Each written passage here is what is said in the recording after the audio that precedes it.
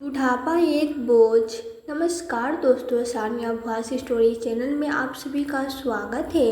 हमारी आज की कहानी है बुढ़ापा एक बोझ।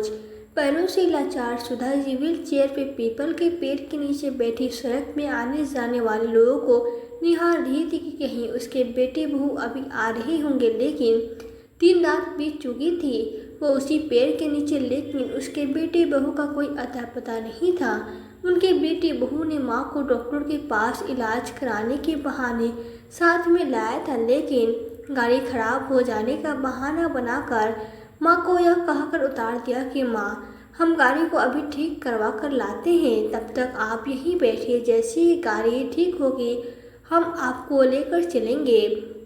लेकिन 3 दिन और 3 रात बीत चुके थे। सुधा जी वहीं बैठे अपने बेटी बहू का इंतजार कर रही थी, लेकिन भूख और प्यास भी लग रही थी। शुक्र था कि उन्होंने अपने पास पानी का बोतल रखा हुआ था, इसलिए उन्हें जब जब प्यास लगती वो उस पानी को थोड़ा थोड़ा पीकर 3 दिनों से जिंदा थी। लेकिन उसकी हिम्मत अब जवाब देने लगी थी। उन्होंने धीरे धीरे हिम्मत करके अपने व्हील चेयर को घिसकाते घिसकाते वहीं पास के एक मंदिर के पास गई और वहां आने जाने वाले लोगों को सामने हाथ फैलाती रही। उनकी ऐसी दयनीय स्थिति देखकर किसी किसी को उन पर दया आ जाती। उनका दुबला पतला शरीर, झुके हुई कमर, सर पे बिखरे सफेद बाल, फटी हुई मैली कुचैली सी साड़ी को देखकर लोग उन्हें कुछ खाने को दे देते। वो उसे ही खाकर अपना पेट भर लेती, और किसी श्रद्धालु को दया आ जाती तो उसके पास रखी बोतल में पानी भर देते।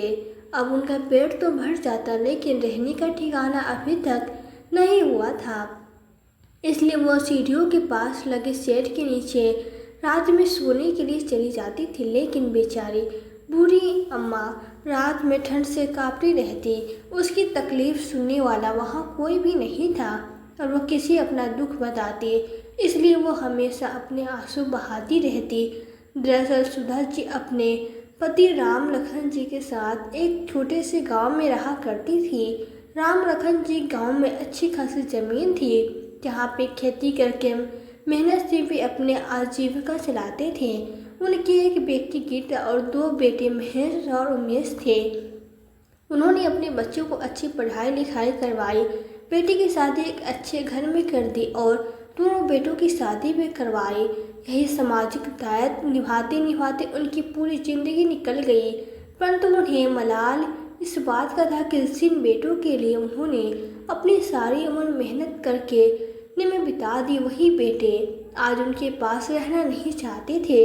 राम लखन जी और उनकी पत्नी सुधा जी दोनों अपने गांव के मकान में अकेले रहते थे, परंतु एक ही बात उन्हें अंदर ही अंदर खाए जा रही थी।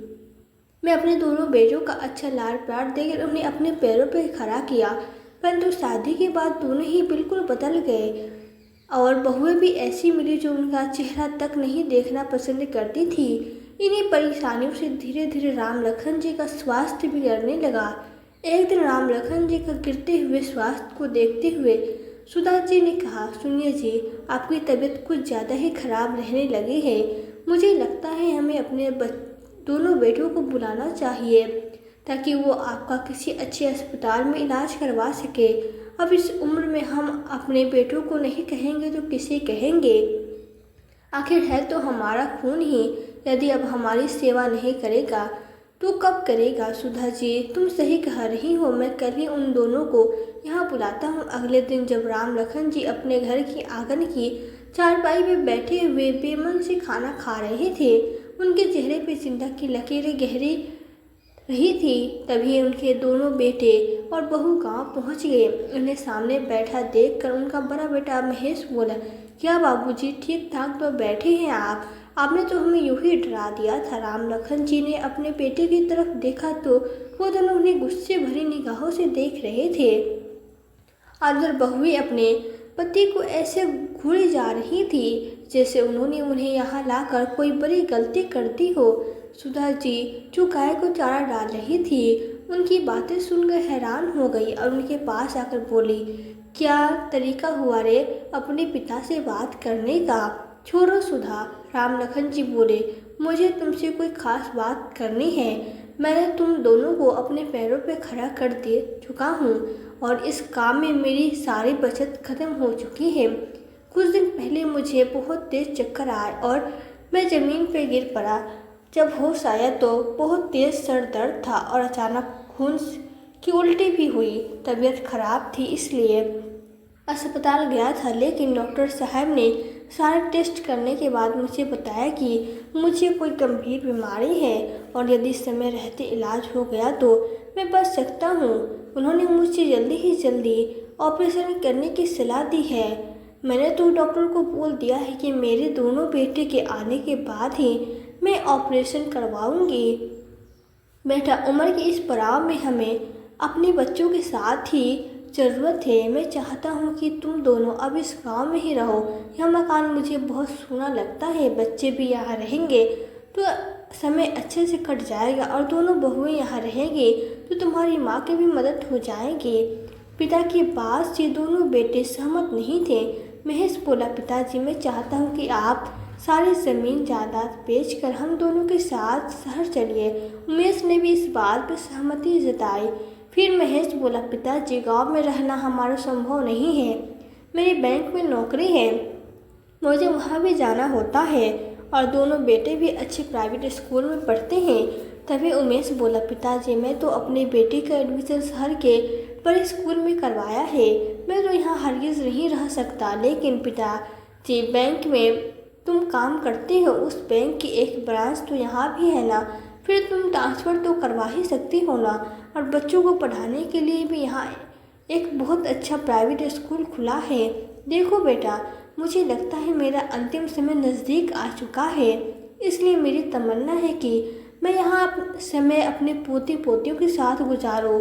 नम आंखों से राम लखन जी बोले। राम लखन जी की यह बात सुनकर महेश बोला, पिताजी, जमाना बदल गया है, गांव में अब कुछ नहीं रखा है। और पिताजी, अगर आपकी तबीयत इतनी ही खराब है तो हमें पहले ही बता देते। अभी ज़्यादा समय नहीं हुआ है, हम आपको शहर ले जाएंगे और वहीं इलाज करवाएंगे। लेकिन क्या बेटा?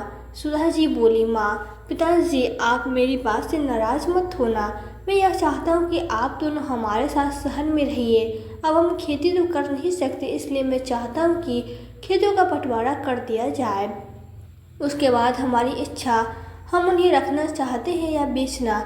और पिताजी, इस मकान के भी 2 हिस्से कर दीजिए। रोहित ने कहा तो उमेश भी बोला, भैया ठीक कह रहे हैं पिताजी, बंटवारे के बाद आपके इलाज में जितना भी खर्च आएगा हम दोनों आधा आधा बांट लेंगे। आप लोग हमारे साथ वहाँ आराम से रहिएगा। अपने दोनों बेटों के मुंह से बंटवारे की बात सुनते ही राम लखन जी को बहुत गुस्सा आया और कठोर आवाज़ में बोले, तुमने सोच भी कैसे लिया कि मैं अपनी पुश्तैनी ज़मीन और मकान बेच दूंगा? मैं 1 इंच भी घर और ज़मीन नहीं बिकने दूंगा। यह मेरा अंतिम फैसला है। तुम लोग वापस बात कर लो और मुझे अपना फैसला बता दो। महेश और उमेश दोनों आपस में सलाह मशवरा करते हैं। उधर दोनों बहुएं भी आपस में बात करने लगे। कुछ देर बाद चारों ने आपस में निर्णय लिया और अपने पिताजी के पास आकर उमेश बोला, पिताजी, हम सभी ने बहुत सोच विचार कर एक फैसला लिया है। हम जानते हैं कि अब आपसे खेती का काम नहीं होता, तो पहले खेतों का बंटवारा कर दो और इस मकान को भी बेचना पड़ेगा। इसके बाद आप दोनों को शहर ले जाएंगे। माँ मेरे पास रहेगी और पिताजी भैया के पास रहकर अपना इलाज करवाएंगे। अपने बेटे के मुंह से यह बात सुनकर राम लखन जी की आंखों खुली की खुली रह गई। मुझे अपने बेटों से इस तरह की उम्मीद नहीं थी। आज तुमने मेरी परवरिश को नकार दिया। कान खोलकर सुन लो, हम दोनों इस जन्म में तो क्या 7 जन्मों तक अलग नहीं रह सकते। और तुमने सोच कैसे लिया कि मैं अपना पुश्तैनी मकान बेच दूंगा? यदि तुम लोगों का यहाँ नहीं रहना तो मत रहो, लेकिन परिवार को बांटने की बात मत करो। राम लखन जी बोले तो उधर सुधा जी की आंखों में आंसू झलक आए। यह माँ आज अपने बेटों की बातों से अंदर ही अंदर आहत हो चुकी थी। वो दिन दिखाने के लिए बड़ा किया था, हम तुम दोनों को आज अपने माँ बाप ही तुझे बोझ लगने लगे हैं, कितने बदल गए हो तुम लोग। तभी राम लखन जी जोर से बोले, क्या तुम सोचते हो तुम्हारे सामने हम मजबूर हो जाएंगे और तुम्हारी कोई भी शर्त मान लेंगे? ऐसा हरगिज़ नहीं होगा। तुम लोगों के बिना भी मेरा इलाज हो जाएगा। मैंने पहले ही गीता को फ़ोन कर दिया था, वो किसी भी समय आती ही होगी। लेकिन पिताजी, गीता को बुलाने की क्या ज़रूरत थी? इस समय पे क्या किया जाए क्या नहीं, उसका फैसला हम बैठकर कर सकते हैं। गीता हमारे मामले में ना ही पड़े तो अच्छा है। मैं भी इस घर की बेटी हूँ भैया। घर के गेट के अंदर आती हुई गीता की आवाज़ आई तो सभी लोग चौंक गए। किस फैसले की बात कर रही हो और अचानक मुझे फ़ोन करके क्यों बुलाया? पिताजी, सब कुशल मंगल तो है ना? बेटे, अब तुम ही अपने भाइयों को समझा सकती हो। आखिर बात है पिताजी, मुझे लगता है कि अब हम इन दोनों पर बोझ बन गए हैं। या हमें शहर ले जाकर अलग अलग रखना चाहते हैं और यहाँ भी ज़मीन बेचना चाहते हैं? अपने पिता के मुंह से यह बात सुनकर महेश बोला, पिताजी नहीं, हमारा मतलब यह नहीं था कि हम दोनों को अलग अलग करना चाहते हैं। हम तो केवल आपका इलाज करवाना चाहते हैं। मैं माँ को अपने साथ रख सकता था, लेकिन मेरा मकान छोटा है, इसलिए माँ को उमेश के पास रहने के लिए कहा। भैया, अगर आप पिताजी का इलाज करवाना चाहते हैं तो ज़मीन बेचने की क्या ज़रूरत है? गीता ने पूछा तो उसके भाई महेश ने कहा, गीता, हमारे पास इतने रुपए नहीं है कि हम इलाज का खर्चा उठा सके, इसलिए ज़मीन जायदाद बेचकर जो पैसे आएंगे उन्हीं से हम माँ पिताजी का इलाज करवाएंगे। गीता को अपने भाइयों पे बहुत गुस्सा आया और बोली, मैं खूब समझती हूँ भैया, आपको अपने पिता माता से नहीं रुपए के प्यार है। आप दोनों केवल मजबूरी के कारण उन्हें शहर ले जाना चाहते हो। आप लोग इतने सालों से नौकरी कर रहे हो कि आपके पास माँ पिताजी के इलाज के लिए पैसे नहीं हैं। गीता, तुम्हें क्या पता शहर में कितना खर्चा होता है? महेश की पत्नी बोली, हाँ भाभी, आप दोनों की महंगी महंगी साड़ियाँ और आपके सोने के कंगनों को देखकर पता चल रहा है कि कितना खर्च होता है शहर में। गीता की बात सुनकर बड़ी भाभी भड़क गई और बोली, अब हम अच्छे कपड़े और गहने भी ना पहने क्या? इतनी जली कुटी सुना तुम्हें शोभा नहीं देता? अपनी भाभी की बात सुनकर गीता बोले, मुझे आप लोगों के खर्च से कोई एतराज़ नहीं है। मैं तो केवल इतना कह रहा हूँ कि अगर आप अच्छे अच्छे कपड़े और गहने पहन सकते हैं, बच्चों का शहर के बड़े बड़े प्राइवेट स्कूल में पढ़ने का खर्चा उठा सकते हैं, तो क्या आप लोग पिताजी के इलाज के लिए पैसे नहीं निकाल सकते? भाभी, पिताजी का इलाज तो मैं भी करवा सकती हूँ, लेकिन कल को समाज के दो लोग और रिश्तेदार तुम्ही लोगों पे उंगली उठाएंगे कि दो दो बेटों के होते हुए भी पिताजी का इलाज उनकी बेटी ने करवाया। गीता, अगर तुम इलाज करवाना चाहती हो तो करवाओ, हमें कोई आपत्ति नहीं है। ठीक है, मैं पिताजी का इलाज करवाने के लिए अपनी साथ ले जाती हूँ, लेकिन तुम लोग ज़मीन बेचने की बात मत करना। हमें तो पहले ही मालूम था कि गीता को भी जायदाद में हिस्सा चाहिए, लेकिन हम उसे एक फूटी कौड़ी भी नहीं देंगे। गीता की भाभी बोली। अपनी भाभी के मुंह से ऐसी जहरीली बातें सुनकर गीता हैरान हो गई। मैं उन्हें जवाब देना चाहती थी, लेकिन फिर झगड़ा बढ़ जाएगा, यह सोचकर चुप रह गई और अपने पिता से बोली, आप दोनों मेरे साथ चलिए, हम अकेले ही रहते हैं। अब मेरे सास ससुर तो है नहीं, तो अब से आप हमारे साथ ही रहेंगे। अपनी बेटी के मुंह से यह सब बात सुनकर राम लखन जी सोच में पड़ गए, क्योंकि आज तक वो यही सोचते आए थे कि बेटी पराया धन होती है और सुख दुख में बेटे ही काम आते हैं। तभी महेश की आवाज़ उनके कानों में पड़ी, पिताजी क्या सोच रहे हैं? हमें जाना है, अब हम यहाँ ज़्यादा समय तक नहीं रुक सकते। आप बताइए, आपने क्या सोचा है? राम लखन जी दुखी मन से बोले, तुम्हें पढ़ा लिखा कर मुझसे बहुत बड़ी गलती हो गई, तुम लोग अभी इसी समय यहाँ से चले जाओ। इतना कहते उन्हें फिर से खांसी छिक गई और खून की उल्टी आ गई। फिर हंसते हुए बोले, और लौट कर कभी मत आना, समझ लेना कि तुम्हारे माँ बाप मर चुके हैं। दोनों बेटे गुस्से में अपनी पत्नी को और बच्चों को लेकर निकल गए। गीता अपने पिता राम लखन जी को अपने शहर में ले गए, जबकि सुधा जी अपने गांव के मकान में पशुओं की देखभाल के लिए गांव में ही रुक गई। राम लखन जी को अपनी बेटी के घर जाते हुए संकोच हो रहा था कि दामाद जी क्या सोचेंगे, लेकिन घर पहुंचते ही देखा कि उनके दामाद ने उनके लिए खाना तैयार कर रखा था। पिताजी, आप किसी बात की चिंता न करें, मुझे अपना बेटा ही समझिए। मैंने डॉक्टर से अपॉइंटमेंट ले ली है, हम कल सुबह ही आपके इलाज के लिए चलेंगे। अपने दामाद से यह बातें सुनकर राम लखन जी भावुक हो गए। अगले दिन वो दोनों उन्हें डॉक्टर के पास लेकर गए। सारी जांच और चेकअप करने के बाद डॉक्टर ने राम लखन जी को बाहर इंतजार करने के लिए कहा। आप लोग अपने पिता के प्रति इतने लापरवाह कैसे हो सकते हैं? डॉक्टर ने कहा तो गीता हैरान हो गई। मैं बोली, ऐसा क्या हो गया डॉक्टर साहब? आपके पिताजी को ब्लड कैंसर हुआ है। मैंने उनके लिए हाई डोज के मेडिसिन लिखी है, लेकिन उनके बचने की उम्मीद बहुत कम है। यह बात सुनकर वो दोनों घबरा गए। आंखों में आंसू लिए वो घर से लौटे तो राम लखन जी ने कहा, बेटा, मुझे मालूम है मैं कुछ ही दिनों का मेहमान हूँ, इसलिए मैं अपने घर जाना चाहता हूँ। मैं चाहता हूँ कि मेरी अंतिम सांस वहीं निकले। मरने के बाद भी मुझे ऐसी नालायक औलाद पैदा करने पे अफसोस रहेगा। गीता अपने पिता के गोद में सिर रखकर रो बच्चों की तरह फूट फूट के रोने लगी। कुछ दिनों बाद वह दोनों राम लखन जी को उनके गांव में ले आए। बेटी और दामाद ने वहीं रहकर उनकी तन मन से सेवा की। एक दिन उनकी तबीयत ज़्यादा खराब हो गई। तब महेंद्र उन्हें अस्पताल लेकर जाने लगा तो पहुंचने से पहले ही वो इस दुनिया से चल बसे। दोनों भाइयों ने परिवार सहित आज जाकर पिताजी का दाह संस्कार किया, लेकिन उनके चेहरे पे अपनी करने का कोई पछतावा नहीं था। गीता अपनी माँ को अपने साथ लेकर जाना चाहती थी, लेकिन उसके भाइयों ने मना कर दिया।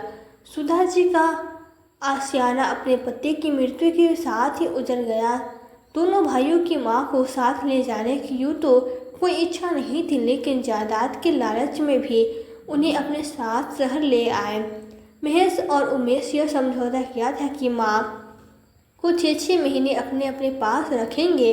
अपने बेटे उमेश के घर आने के बाद सुधा जी को अच्छे से रखा जा रहा था। बहू भी उनकी सेवा करती और उनकी पोती भी उनके साथ ढेर सारी बातें करती। पिता के मरने के बाद उमेश और महेश दोनों अपने पिता के जायदाद अपने नाम करने के लिए भागदौड़ करने लगे, लेकिन उन्हें पता चला कि उनके पिता ने अपनी वसीयत अपनी मृत्यु से पहले ही करवा दी थी, जिसमें से जायदाद का 3रा हिस्सा उन्होंने गीता के नाम पर करवाया और बाकी का हिस्सा माँ के नाम पे करवाया था। उनकी तो पैरे तले जमीन ही खिसक गई। एक दिन महेश अपने भाई उमेश के घर आया और दोनों एक साथ माँ को भला फुसला कर कचहरी ले गए और माँ की जायदाद के कागजातों पे अंगूठा लगवा दिया। उस दिन के बाद से सुधा जी की दुर्गति होना शुरू हो गई। एक दिन उमेश ने अपनी माँ से कहा, माँ, तुम सारा दिन अकेले बैठी रहती हो, तुम्हारी बहू गर्भवती है, इसलिए उसके काम में हाथ बटा दिया करो। हाँ माँ जी, मुझसे अब इतना काम नहीं होता, तो आप भी थोड़ा काम किया करो, छोटी बहू बोली। तो उस दिन के बाद से सुधा जी ने अपनी बहू का हाथ बढ़ाना शुरू कर दिया, लेकिन कुछ ही दिनों में बहू ने सारा काम अपनी सास पे ही डाल दिया। कपड़े धोना, बर्तन साफ करना, झाड़ू पोछा करना, सारा काम सुधा जी ही करती थी। एक दिन छत पे कपड़े सुखाकर सीढ़ियों से नीचे आते वक्त उनका पैर फिसला और सीढ़ियों से लटकते हुए नीचे आ गिरी। डॉक्टर के पास ले जाया गया तो पता चला कि रीढ़ की हड्डी टूट चुकी है। वह बिना सहारे की उठ नहीं सकती थी। ऑपरेशन करवाने पे लाखों रुपए का खर्च आना था। बिना इलाज करवाए ही वो अपनी माँ को घर वापस ले आए, लेकिन सबसे बड़ी चिंता थी कि उनका खाट से उठना भी मना था। अब तो बहू से अपनी सास को 2 दिन भी नहीं रखा गया। अपनी पत्नी के कहने पे उमेश अपनी माँ को अपने बड़े भाई के घर छोड़कर आ गया, लेकिन वहाँ भी वही समस्या थी कि माँ की सेवा कौन करेगा। बड़ी बहू तो छोटी से भी 2 कदम आगे निकली थी। रोज़ घर में झगड़ा करती कि जब देवर जी 6 महीने रखने के लिए कहा था तो फिर 1 महीने में ही वापस क्यों भेज दिया? आप तो अपनी नौकरी पर चले जाती हो, लेकिन आपकी माँ की सेवा तो मुझे ही करनी पड़ती है। मैं तो उठ भी नहीं सकती। आप गीता को कहिए कि अपनी माँ को आकर यहाँ से ले जाए। अब मुझे नहीं संभाली जाती आपकी माँ। तुम पागल हो गई हो। माँ की सारी जायदाद और धन अपने नाम करवा ली है। अब हम उसे कैसे कह सकते हैं कि माँ को रखने के लिए सारी रिश्तेदार में ना कट जाएगी हमारी। आप एक काम क्यों नहीं करते? आप अपनी माँ को डॉक्टर के पास इलाज कराने के बहाने लेकर जाइए और कहीं रास्ते पे ही छोड़ आइएगा। और आप यह काम अकेले नहीं कर सकते तो मैं भी आती हूँ आपके साथ। अपनी पत्नी के मुंह से ऐसी बातें सुनकर महेश गुस्से में आ गया और उस पर भड़कते हुए बोला, तुम यह सोच भी कैसे सकती हो? जैसे भी है मेरी माँ है। लेकिन उसकी पत्नी ने साफ साफ शब्दों में कह दिया, तो अपनी माँ को अपने पास रख कर उसकी सेवा करो या फिर मैं अपनी मायके जा रही हूँ। इस धमकी के बाद महेश अपनी माँ को कहीं भी लावारिस की तरह छोड़ने के लिए तैयार हो गया ताकि उसकी पत्नी उसे छोड़कर न जाए। उसने अपनी पत्नी के साथ अपनी माँ को कार में बैठाया और सड़क किनारे पीपल के पेड़ के नीचे कार बिगड़ने का बहाना बताकर व्हील चेयर पर बैठाकर वहां से अपनी पत्नी के कार को धक्का देने के लिए कहा और वहां से चले गए। जब 3 दिनों तक उनका बेटा बहू में से कोई भी नहीं आया, तब सुधा जी ने अपनी व्हील चेयर के चक्के को अपने हाथों से धीरे धीरे धक्का मारकर पास के एक मंदिर के पास ले गई और भगवान की शरण में वहीं पड़ी रही। मंदिर के पुजारी ने जब देखा कि सुधा जी के अलावा कोई भी मंदिर के प्रांगण में नहीं है, तो उन्हें लावारिस समझकर उनके पास गए और उन्हें उनसे बात करके पता करने की कोशिश की वो कहाँ रहती हैं और वो किसके साथ यहाँ आई थी। लेकिन देखा कि उन्हें बहुत तेज बुखार हो रहा है और धीरे धीरे वो बेहोश हो रही थी। वे किसी के साथ भी कोई बात करने की स्थिति में नहीं थी। मंदिर के पुजारी ने उनकी ऐसी दयनीय हालत देखी नहीं गई तो उन्होंने मंदिर के अंदर ले जाकर बुखार उतरने की दवा दी। सुबह होने पर उन्होंने पुलिस चौकी पर फ़ोन लगाया। कुछ ही देर बाद 2 पुलिस वाले आ गए और थोड़ी ही देर में बहुत से पत्रकार भी पहुंच गए। अब कुछ प्रशासनिक अधिकारी भी एक पत्रकार ने ऐसे दर्दनाक स्थिति में उस बूढ़ी माँ को देखकर उसका फ़ोटो खींचकर पत्रिका के मेन पृष्ठ पर छापा और साथ में हेडलाइट छापी, लावारिस हालत में मिली एक बूढ़ी अम्मा। पुलिस वालों ने वहां से सुधा जी को एक चिकित्सालय में भर्ती करवाया जहां उनका इलाज शुरू हुआ। अगले दिन जब यह खबर गीता ने पढ़ी तो वो अपनी माँ की फ़ोटो को देखकर तुरंत पहचान गई। उसने कभी सपने में भी नहीं सोचा था कि उसके दोनों भाई अपनी पत्नियों की ऐसी गुलामी करेंगे कि नतीजा कि यह हद पार कर देंगे। उनका मन हुआ कि अभी उनके भाइयों के घर जाए और चीख चीख कर पूछे उनसे कि क्या अब उन्हें माँ की कोई ज़रूरत नहीं रही थी। उसी समय उसने अपने पति महेंद्र को फ़ोन किया और अपनी माँ के पास पहुँची। वहाँ उपस्थित पुलिस वालों ने उसे सवालिया नज़रों से देखा तो उसने बताया कि यह करतूत उसके दोनों भाइयों की है। वह समाचार पत्र में खबर पढ़ के ही यहाँ तक पहुँची है। उसके बाद गीता अपनी माँ को अपने साथ घर ले आई। अपनी माँ को गंदे कपड़ों में और बुरी हालत में देखकर उसे स्वयं पे ही गुस्सा आ रहा था। अपने घर लाकर उसने अपनी माँ की खूब सेवा की, लेकिन कुछ ही दिनों में सुधा जी चल बसी। गीता ने अपने भाई उमेश को फ़ोन किया और बोली माँ का स्वर्गवास हो चुका है, दोपहर 1 बजे उनका दाह संस्कार करना है। महेश को भी फ़ोन करके बता देना, अगर तुम नहीं भी आए तो कोई बात नहीं है, मैं उनका दाह संस्कार कर दूंगी। मैं समझूंगी कि मेरा कोई नहीं है। इतना कहकर गीता ने फ़ोन रख दिया। उधर उमेश के हाथ से रिसीवर नीचे गिर गया। सोचने लगा कि आखिर माँ गीता के पास कैसे पहुँची। उसने अपने भाई को फ़ोन करके माँ के स्वर्गवास की सूचना दी। दोनों के मन में पश्चाताप था और शर्मिंदगी भी कि वो अपनी बहन को मुँह कैसे दिखाएंगे। इसी शर्मिंदगी के कारण वो माँ की सबकी यात्रा में शामिल भी नहीं हुए। अब पूरे समाज और रिश्तेदार में दोनों बेटों की थू थू हो रही थी।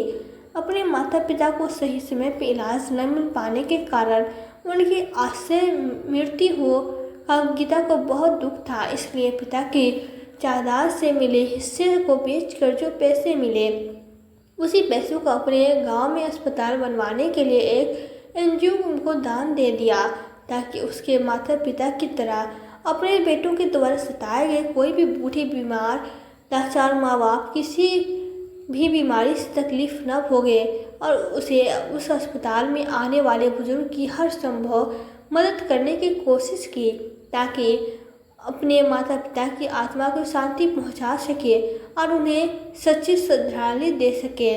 तो दोस्तों, आपको आज की वीडियो कैसी लगी? वीडियो पसंद आई हो तो वीडियो को लाइक करें और ऐसी ही कहानियाँ सुनने के लिए हमारे चैनल सानिया भुआस स्टोरी को सब्सक्राइब जरूर करें। मिलते हैं फिर नई वीडियो में नई कहानी के साथ। वीडियो को अंत तक देखने के लिए आपका बहुत बहुत धन्यवाद।